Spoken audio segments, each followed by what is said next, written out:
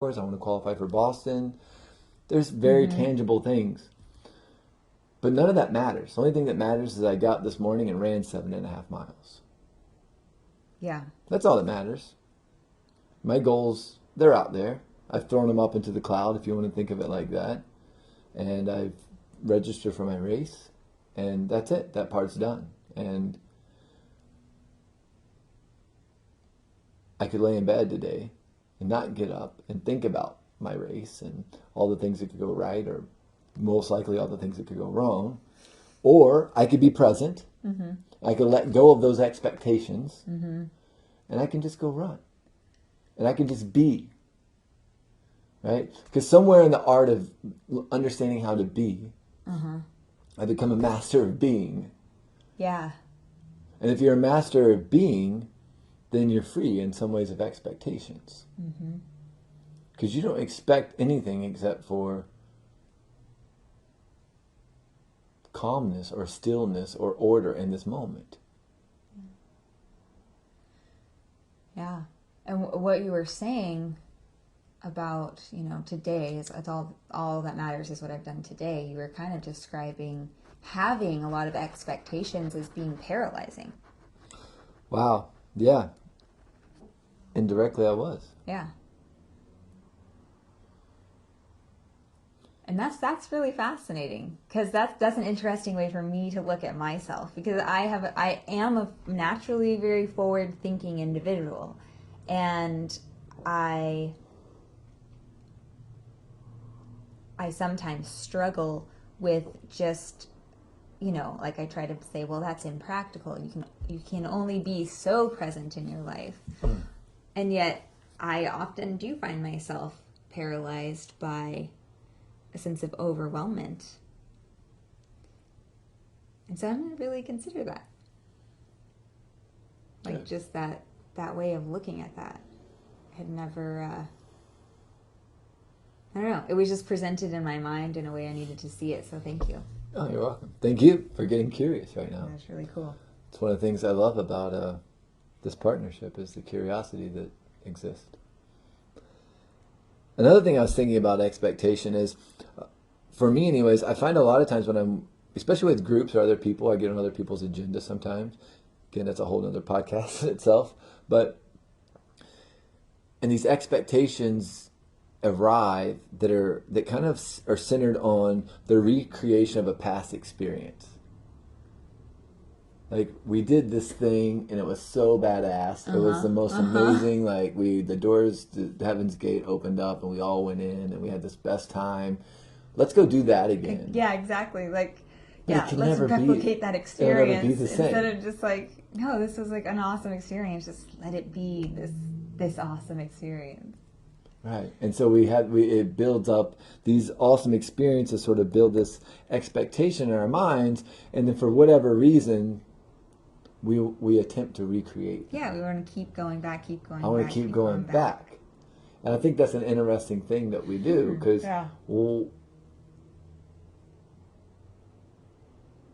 what's the hesitation with creating a new, totally different experience? And I've been listening to Professor Peterson a lot lately, Jordan B. Peterson, professor of clinical psychology, University of Toronto, and he was talking about how it's easier to imagine, hell on earth than it is heaven on earth. That's sad. It is sad, but I think it goes back to that natural programming that we're kind of built to look for the things that could go wrong, right? And so it's easier probably to do that. And I think sometimes when you do have these quote unquote heaven on earth experiences, you want to recreate them, because you know that those variables, that situation, that timing, everything aligning the way it did created that. So we try to come up with these formulas of let's recreate that. And in doing so, the paradox is you kind of, in some ways, ruined something that was beautiful, right? Yeah, or you've really kind of forgotten that you have the power to create something just as beautiful again. Or more. In different ways. Right? Or more beautiful. Yeah. Right? And then, again, going... Like, it wasn't that circumstance. It was the collective experience that everybody involved was having that made it what it was, and you can go do that anywhere. And even as we're speaking right now, I hear us saying this and that. We're comparing, right? Even in this hypothetical conversation, we're comparing that experience to the one that we could have, and and I expectations, I think, naturally pull us into that state of comparing. And if I'm in a state of comparing, then I'm not in a state of gratitude. And as we've expressed before, Not unless we're comparing positively. Would that be a comparison or an observation? Because I think they're different. Oh, maybe. But I think you can find similarities, right? You could. And that's a more positive. Right, and that's all I'm Okay. saying. I think that, an observation or finding a similarity comes without an emotion. Right? That's me stepping back and becoming the witness, the observer, not the participant. I think sometimes when you're comparing, you're actually the participant. So you're reacting. You're not responding, or you're not just allowing yourself to be removed from it. Yeah. And so that, for me, that's what I think the difference between observing and comparing is. Words are so fun. They are so fun. I love words. Yeah, I'm curious, and part of me is like, well, I'm going to go look up the technical definition for compare. Yeah, right. And we should look up every word. It is really fascinating when you start getting into words, like what they mean and represent, and the certain expectation that can be created around saying certain things certain ways. Well, and it's really fascinating. And I find all the time, I don't know what the hell words mean. With the writing, writing the book right now, I'm always looking at like antonyms and synonyms, and I'll write a word and go, I've been using this word wrong for almost 39 years. How long have I been speaking? When did I learn this word? When I was 7 or 8, and it's not at all used right. Okay, yeah. Completely out of context. I thought you were saying that I have no conditioned expectation around what words mean. Oh, and I was like, no. Oh, wow. Yeah, that would be, I'm not Buddha or Jesus, or I'm not an avatar, that's for sure. That's so funny. At least, not yet. I haven't hit my head hard enough yet for that to happen. Oh, my. But going back to this idea of words and thinking about these words that we've talked about today, like expectation and just putting a simple word in front of it, like no, having no expectation. How it's a drastic. It's the yin and the yang, right? Mm-hmm. And the only reason I'm saying this is because I'm just encouraging people to recognize there's meaning behind everything you say. There's a lot of meaning behind what we say, and I think sometimes we don't value. I'm going to speak for myself. Sometimes I don't value.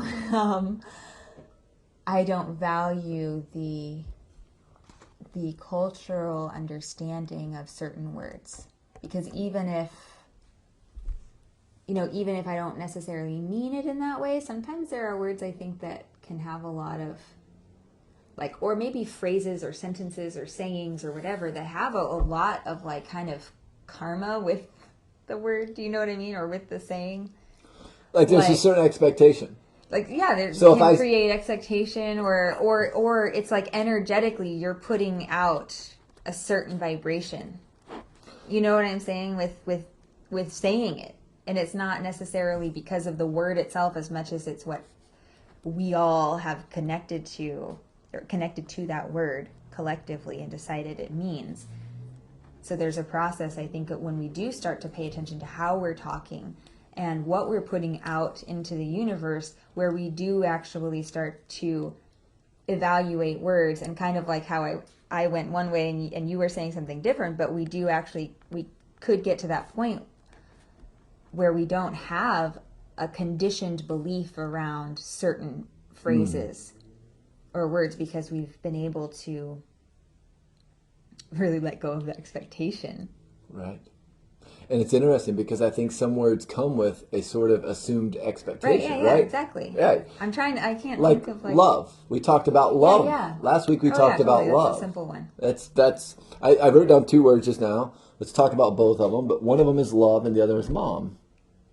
Oh wow, yeah. Because, when you hear the word love, if someone says, "Oh, I love it," well then it carries a certain weight, I think, as opposed to "I liked it" or "it's okay," or if someone says to you, "I love you," well, now that comes with an expectation, because then that person does something that you don't understand, and so you get confused and you say, "But you said you loved me." Because there's an expectation that you've created around what love means that maybe they don't share.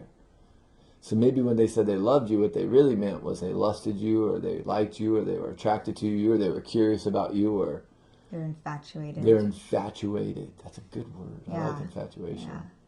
Yeah, which is why I remember one of our like early conversations in our relationship was about words, and that was why we chose together to use different words in our commitments to each other instead of love, and that was the word to see. Mm-hmm. And I really love I really have found it to be more meaningful to remember that commitment and promise that I didn't promise to love you, I promised to see you, which is to see into, to look beyond. To look past expectation. Yeah, Right? ultimately. And that is, to me, and in my experience, it is a deeper commitment.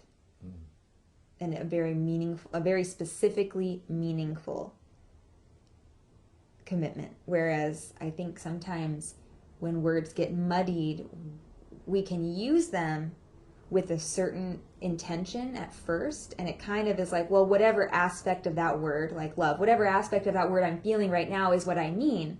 But that could change eventually as time goes on. Because there's so many options for what love means, it can get so muddied in your head. So when stuff is going down and you maybe are looking at or evaluating things, it can get really vague even in your own memory of, okay, wait, what did I really commit to here? What was what is my guiding North Star right now in this area? Whereas for me, to see, that is what I remember in my commitment to you. And not like I'm off like wondering, thinking of like reevaluating our relationship or whatever, but I do evaluate my life, and I do evaluate like my friendships and my relationships, and I do think about you. It could be really simple things, having an argument over something that's really ultimately meaningless, and it's okay, what is my promise? What was my promise? And that was to see, to look beyond, to be willing to understand that you're a human, and you don't have to meet all of my expectations. To me, there's a really specific, it takes me into like this really like concrete experience. And that to me is the power of words, what we mean when we say things. And so really taking the time to evaluate what it is, especially when we're making commitments, especially when we find ourselves repeating things to ourselves or others all day, every day. Even if it's non-judgmental, or, well, usually it is non-judgmental, or usually it is judgmental, I would say. But, things like, oh, this is such a pain in my ass, or, like things like that. Like, just be careful what you're putting out there. There's like sometimes more meaning than we like to recognize. And I think there's a lot of value in getting very specific. I think so too.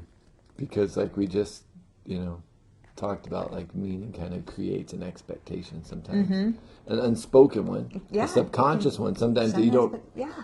that we might not even recognize. It's kind of built into our DNA or into our